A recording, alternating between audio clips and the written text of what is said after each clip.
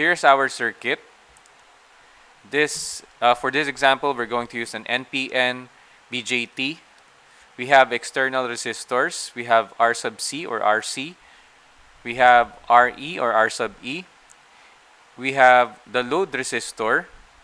And we have a voltage divider formed by RB1 and RB2.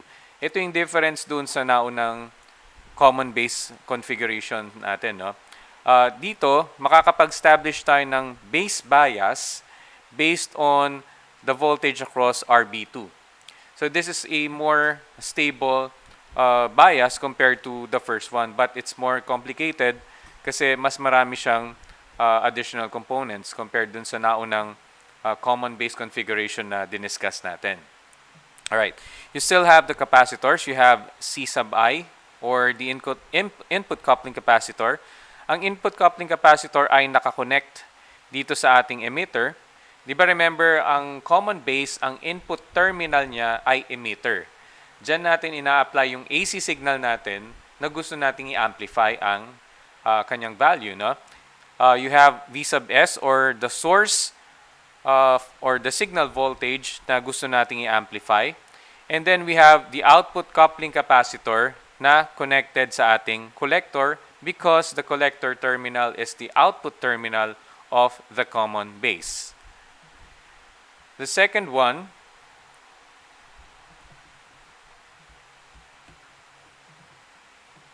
right? This one is just a flipped version of our circuit. Para mas ma-visualize lang natin, nasaan yung input side, nasaan yung output side natin, no? And para makita natin yung effect ng ating bypass capacitor, no?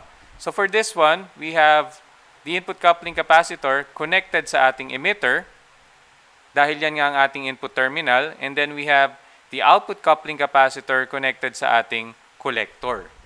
Alright? And then we have the voltage divider formed by RB1 and RB2. We have the bypass capacitor. This is called the bypass capacitor. No? It's connected in parallel with RB2. Hindi pa natin makikita yung effect ng C sub 1 ngayon dahil this is just DC analysis. No? Sa DC analysis kasi lahat ng capacitors are considered to be open circuit.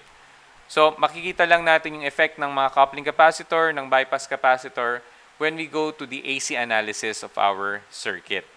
Alright? So, this is the input side.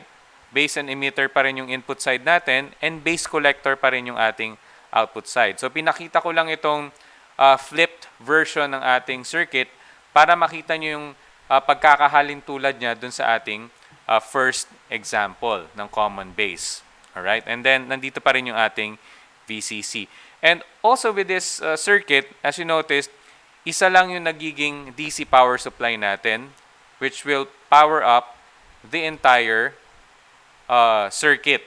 Alright? So, this will provide the bias doon sa ating mga resistor and eventually to establish the proper Q point of our circuit. Right. We'll proceed to the example. Determine the following parameters given beta equals 100. So again, yung beta, wala siyang unit kasi this is a current gain para sa common emitter. But as I've said before, don't worry, property pa rin yan ng transistor natin kahit na ginagamit natin siya in a common base configuration. Ito yung mga pinapahanap sa atin. So medyo may karamihan. So please bear with me. So we have letter A, RTH and ETH, which are the Thevenin equivalent resistance and the Thevenin open circuit voltage. Ito yung sinasabi ko sa inyo na i-recall natin sa Circuits 1 yung mga pinag-aralan natin doon about Thevenin. No? Letter B, we have the DC emitter current. Letter C, we have the DC emitter voltage. So this is measured with respect to ground. Letter D, we have the base current, the DC base current. Letter E, we have the DC base voltage. This is the base voltage measured with respect to ground. Letter F, the exact value of I sub C. So, di ba, last time, meron tayong gagamiting equation for the exact value and the approximate value. So dito ang papakuha ko sa inyo is yung exact value ng I sub C. Letter G is the collector, DC collector voltage. This is measured with respect to ground again. And we have V sub CE. No? So this is between the collector and emitter. So this is the collector to emitter voltage. Let us now solve for letter A, RTH and ETH. Balikan muna natin yung circuit natin para makita natin yung voltage divider. So we have a VCC of 12 volts. This is DC, no? This is the bias being applied to your entire circuit. So this establishes the proper Q point. So alam naman natin kung ano yung Q point na yun, yung quiescent or operating point, no? For us to be able to determine, ito bang ating circuit ay gagamitin bilang isang amplifier or gagamitin ba natin siya bilang isang switch. So kailangan ng DC in order for the circuit to operate or para siya ay gumana. So itong 12 volts na to nahati sa pagitan ng RB1 at ng RB2. Ang first step natin to solve for letter A is to isolate the voltage divider part. So let me just draw an enclosure dito sa ating voltage divider. So yung nasa loob ng enclosure na to, this is our voltage divider. So again, the 12 volts is being divided sa ating RB1 at RB2. Alright? So balik tayo dun sa yan.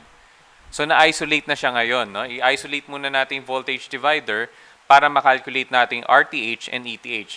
By the way, no, kaya natin kailangan ma-solve yung RTH at yung ETH is because para ma-simplify natin yung ating voltage divider into one resistor and into one voltage source. Kasi nga voltage divider siya and then itong gitna niya nakakonect pa sa base. Now, for us to be able to simplify that part of the circuit, kailangan natin makuha yung Thevenin equivalent circuit niya. Alright? So this is connected to the base. First is, kukunin muna nating RTH. Recall in your circuits 1, for us to be able to get RTH, zini-zero out natin lahat ng sources. Ano bang source ang nandirito? Voltage source. So to zero out the voltage source, we need to short it out. So kinakailangan maging short circuit siya pansamantala. So ito siya, no? Ito yung kaninang kinalalagyan ng ating DC voltage source. For now, shorted muna siya. And as you notice, nung shinort natin siya, anong naging connection ng RB1 tsaka ng RB2? They are now in parallel. So take note, nakaparallel sila, no? Kasi meron pang component dito, no? Nakakonect pa sila sa base. So 39 kilo ohms is parallel with the 8.2 kilo ohm resistor. This is the formula for us to be able to get RTH or the Thevenin equivalent resistance. Dahil nga nakaparallel sila, we're just going to use the equation to get the total resistances in parallel. So basically, multiply sa taas and then add sa baba kasi dalawa lang naman yung resistor natin. And then substituting the values, so we have 39K times 8.2K divided by 39K plus 8.2K. The Thevenin equivalent resistance is now equal to 6.78 kilo ohms. Alright? Next, nakuha na natin yung RTH. Therefore, kukunin naman natin ngayon yung ETH natin. To get ETH, ibabalik natin yung ating voltage source, which is the 12-volt power supply or the power source. Basic voltage divider equation lang ang gagamitin natin dito. No? We have the total voltage divided by the total resistance is equal to the voltage at a certain point divided by the resistance at that certain point. In this case, no, we are assuming na nakaseries ang RB1 and RB2 kapag kinukuha yung ETH. No? And i-assume kasi natin na ang impedance na ating base is mas mataas compared sa ating RB2. That's why yung value ng ating RB2 is not at all affected. Alright. So, ang concern natin is makuha si ETH. ETH is the voltage across RB2 for this Thevenin equivalent circuit. And then, ano ba yung resistor na nasa ETH? RB2. Kaya, ETH divided by RB2. Substitute natin ngayon yung values. So, we have the total voltage of 12 volts. So, ito yun, no? Divided by the total resistance, which is 39K plus 8.2K. As I've said, i-assume natin na nakaseries silang dalawa. Right? Ang unknown quantity dito is si ETH. Yan yung gusto natin makuha. Yung Thevenin open circuit voltage. Ano yung resistance na nasa ETH? 8.2. Rearranging our equation, we have ETH equals 12 volts times 8.2K divided by 39K plus 8.2K, which gives us a Thevenin open circuit voltage of 2.09 volts. So nakuha na natin si RTH and si ETH. Gagawa na tayo ngayon ng panibagong equivalent circuit niya. So instead of using the voltage divider circuit na nasa circuit natin kanina, no? Ito na yung magiging circuit natin. Di ba kanina merong voltage divider dyan? Ngayon, isang resistor tsaka isang voltage source na lang siya. So wala na yung voltage divider natin that is connected to VCC. So this simplifies our circuit. Alright. Next is isolate natin ngayon yung ating input side. Ang ating input side for the common base ay yung base and emitter terminals. So lahat ng connected sa base and lahat ng connected sa ating emitter are included in your input side. So this is the input side. Magkakaroon tayo ng mga input side calculations. No? So let me just write down the polarities para makita natin yung proper induced polarities niya. No? Susundan lang naman natin dito yung polarity ng ating source. Nandito yung positive, so yung mga naka-orient sa side na yan are all positive.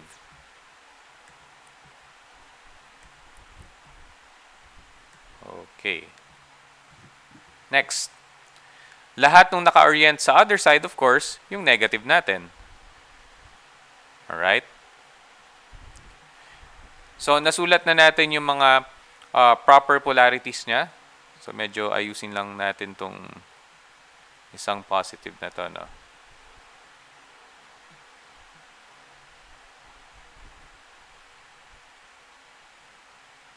Alright.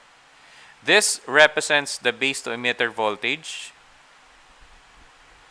VBE. So, nilalagay ko capital yung ating subscript, no? Kasi DC voltage yung induced dito ng ETH natin. Okay. Is the emitter terminal junction properly biased? Di ba dapat ang normal biasing natin para maging isang amplifier siya, base emitter should be forward biased. So this is NPN. This is N-type. This is P-type. So ang P-type dapat ay positive. Tama. Ang N-type dapat ay negative. So this is properly biased. Next, after natin isulat yung mga polarities na yan, ay isusulat naman natin yung mga induced current niya. Unahin natin si IE kasi siya yung pinakamadaling sundan. No? Kung palabas to, ganito ang direction ng ating I sub E.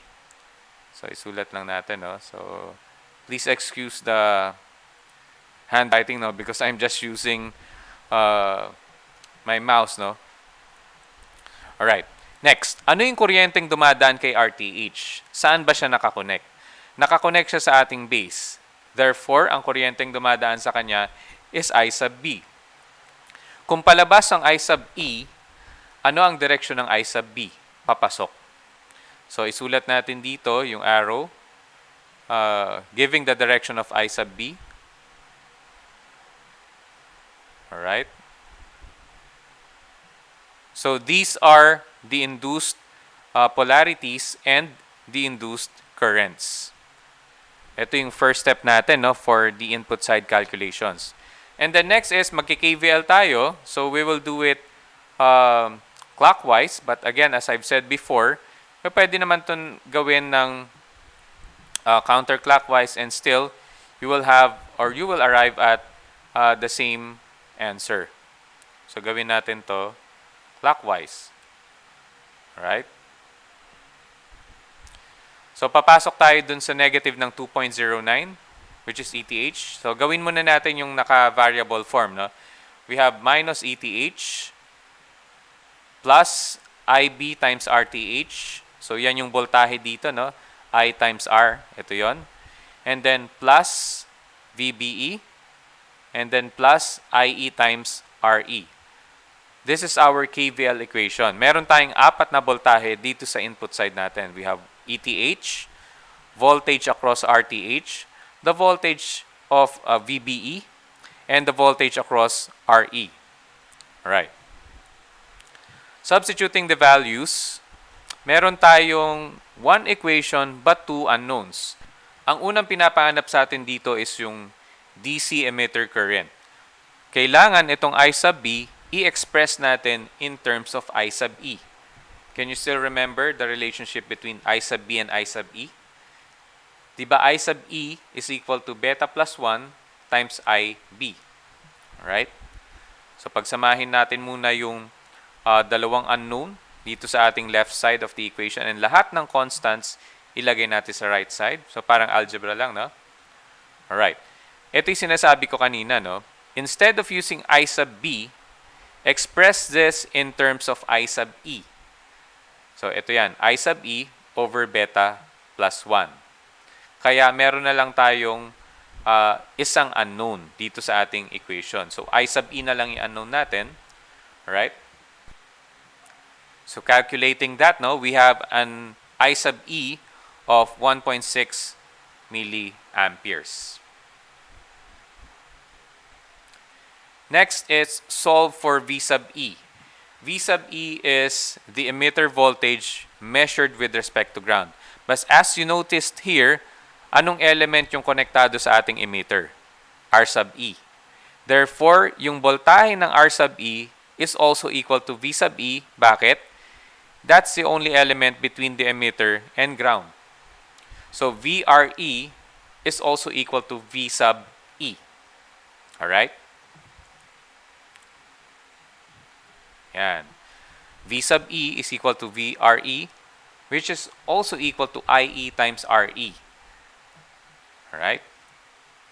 So let me just write down the induced polarities and voltages and currents. No? Yan. So kagaya lang ito nung kanina. Alright? These are what we call the induced polarities. Next is induced currents. This is I sub B. Alright, so again, please excuse the handwriting no, because I'm just using my mouse. And ito naman yung ating I sub E. Alright. Okay. So, let us now write the equation for V sub E. This is 1.6 milliamperes, which is na-solve natin ito kanina, yung I sub E na to. Yan. Okay. Multiplied by 0.8. So, ginawa kong kilo ohm, yung ohms na to, kasi naka 800 ohms siya, di ba, yung value niya. Kinonvert ko muna siya into kilo ohms para matik na pag nag-multiply tayo ng milliamperes by kilo ohms, volts agad. Alright? So, we have 1.28 volts para sa ating V sub E or emitter voltage with respect to ground. Right. Next, solving for I sub B and V sub B. Alam natin ang relationship between IB and IE is established by this equation. Alright? Kanina na-solve na natin si I sub E, di ba? That is equal to 1.6 milliamperes. We have a given beta of 100. So we have 100 plus 1. By the way, no, if beta is not given in a problem, or kapag hindi given yung beta, kapag nagka-calculate tayo ng mga parameters involving BJT, it is safe to assume a value of 100 to 150 because that is the typical range of the beta ng mga general purpose na mga transistors or BJT. Alright? I sub B is equal to 0.01584 milliamperes. It's more appropriate to express it in terms of microamperes dahil nga maliit na value ito. So express natin siya in terms of microamperes. So move 3 decimal places to the right para ma-convert natin from milliamperes to microamperes. And then from micro to milli, kabaliktara naman. Move 3 decimal places to the left. Alright. So we have 15.84 microamperes. Alright, so that is your DC base current.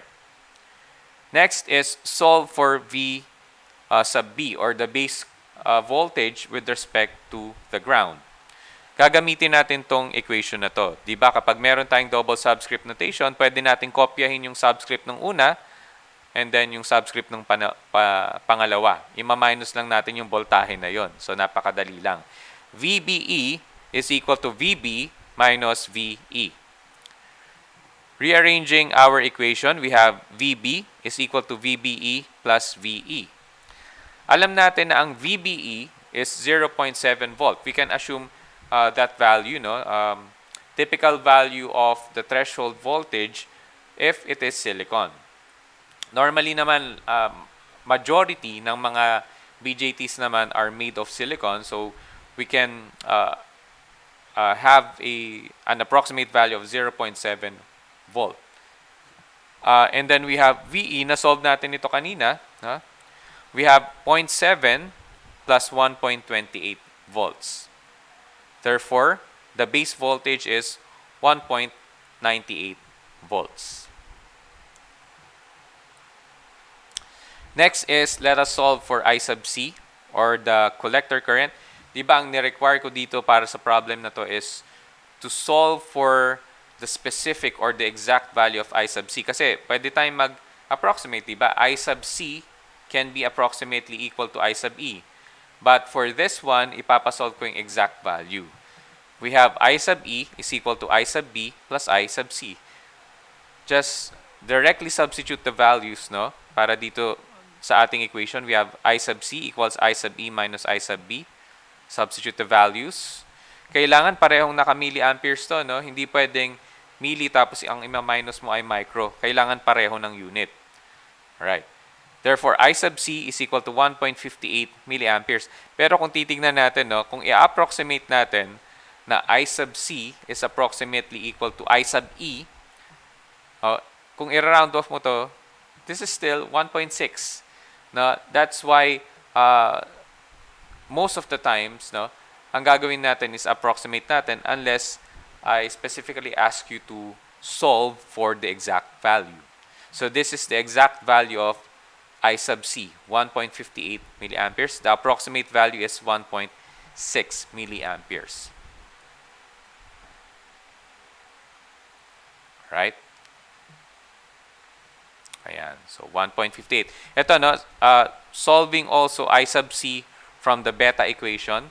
Beta is equal to IC over IB. Remember, ang IC is the output current ng common emitter. Ang IB ay input current ng common emitter. That's why output current divided by input current is ano? Current gain. So this is the current gain of your common emitter. Anyway, you already know that kasi diniscuss ko na yan in our previous video lecture. And still, you have a value of 1.58 milliamperes. Alright? So, kahit anong gamitin mo dito, ang makukuha mo is still 1.58 milliamperes. Alright. V sub C naman ang isosolve natin ngayon. Ang V sub C is the DC collector voltage with respect to ground. ang V sub C natin is part of the output side. No? But we don't have to isolate the output side kasi pwede naman natin makalculate si V sub C, no? Dahil pwede natin gamitin yung method na tinuro ko last time. No? Ititrace lang natin from the collector papunta sa ating ground. So what we're going to do here is isusulat muna natin yung mga induced polarities. So madali lang naman to, no? So this is positive. Dito tayo nakafocus dito sa part na yan. Kasi nandirito ang collector. Alright? So positive to, therefore yung kanyang katabi ay positive. The opposite side is negative. Anong kuryente yung dumadaan kay RC? Saan ba siya nakakonect? It is connected to the collector terminal. Therefore, ang dumadaan na kuryente sa kanya is I sub C. The question is, papasok ba sa collector or palabas ng collector? Kung papasok kanina ay I sub B, dapat papasok din yung ating I sub C. Alright? So this is the collector current na dumadaan kay R sub C. So we can now solve for the collector voltage. So ititrace lang natin, no? Napakadali lang nito. Ititrace lang natin yung mga voltahe from collector papunta sa ground. So manggagaling tayo dito sa collector. Ang unang papasukan niya, negative. Kaya negative yung nakalagay dito. Negative yan ng anong voltahe? ICRC. Alright? So papasok ka sa negative nun, kaya meron kang minus ICRC. Next, papasok ka sa positive nun, kaya meron kang positive VCC. Hindi ba't may value na tayo ng IC kanina? Diba? So we can substitute the values. Alright? Now we have a collector voltage of 5.84 volts. The question is it right to have a collector voltage of 5.84 volts? So remember yung ating characteristic curve, no? Yung para sa common base. Ang output voltage natin is VCB. Therefore, dapat positive yung collector voltage in order for us to have a positive VCB. Diba meron tayong y-axis? It's represented by I sub C, and the x-axis is represented by V sub B. So you just go back to that lecture, no, para ma-recall natin yung characteristic curve ng common base. So okay na meron tayong value na positive 5.84 volts para sa VC, para ang VCB natin is also positive. Remember, meron tayong, let me just go back to V sub B. No? I forgot the value of, ayun. We have 1.98. So, 1.98, isubtract mo yan dito sa 5.84, you will still have a positive value. No? Ganun kailangan yung pag-check natin. VCB should be positive. Paano siya magiging positive? Kailangan yung VC, which is positive, mas mataas sa ating VB. Alright? Next is we're going to solve for VCE. So, why is it necessary for us to solve for VCE na hindi naman siya output voltage, di ba, ng common base? Actually, VCE is the output voltage of the common emitter. We need to determine the value of VCE to determine if the transistor is being saturated or cut off. No? Remember, kapag nakasaturate ang ating transistor, ibig sabihin naka-on yung ating transistor, VCE is equal to 0 volt, theoretically. But, depende sa klase ng transistor na gagamitin natin. No? Pwede tayong magkaroon ng 0.2 volt or pwede tayong magkaroon ng 0.3 volt. No? While, if the transistor is being cut off or naka-turn off, no? VCE is approximately equal to VCC. So, kailangan ang VCE natin ay nasa pagitan ng saturation at cut-off. Bakit? Kung ang VCE mo ay nasa saturation or cut-off, ibig sabihin, nagiging switch yung ating BJT. Hindi dapat, di ba? Dahil ang circuit na to is originally designed as an amplifier. Kasi nga kanina doon sa circuit natin, meron tayong input na AC, di ba? Gusto natin yung AC na yon ipasok sa common base, at eventually ma-amplify sa ating output. So let us now determine VCE. Madali lang. No? So we have VCE is equal to VC minus VE. Hindi ba't na-calculate na natin si VC and VE kanina? So directly substituting the values, we now have a VCE of 4.56 volts. So tama ba itong value ng VCE na to? Remember, ano yung iniiwasan natin? Maging 0 siya at maging VCC. Iniiwasan natin maging 0 siya or 12. Alright? So pasok. No, nasa pagitan siya ng saturation at cutoff. So, ginagamit natin siya bilang isang amplifier at hindi bilang isang switch. So that would be the last part of my discussion para dito sa second variation ng ating common base circuit or common base configuration. If you have any questions, just post it in our group and I would be more than happy to answer all your questions. I'll try to answer it right away. All right. So that would be all, and thank you. Have a nice day.